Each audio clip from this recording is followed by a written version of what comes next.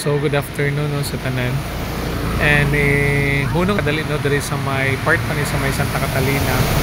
And nata no along National Highway. Okay. And then nata diri sa may store no kay nagkuanta kanang nagpa-wifi ta kadali no kay need ta nga mo contact no sa Dumaguete no. So try na to contact sa office kay naapatay mga transactions nga kinanglan ikuano kanang iagpas.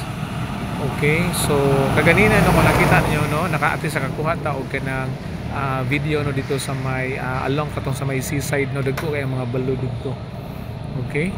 So hopefully no sa may Shaton and then even sa Dumaguete no kanang wala ra pud ulan karon kay wala na ko nagtaod sa tong mga rain gears no kay murag kuan kay wala okay ra man diri wala na may ulan karon.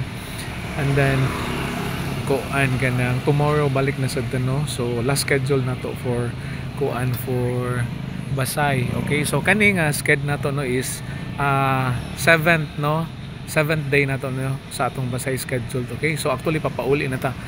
More wala man ta kayo kakuha kaganina no along the way padulong ta sa atong destination because mula gina no ulan makis nga tanan kaganina. But importante no safe ta nga ni abot and we declared for safe arrival for Dumaguete. Okay, bye bye amping ang tanan no. And then ako balik ko nata sa may National Highway no diri sa may kuan kaning sa may Santa Catalina. Bye bye no. God bless everyone.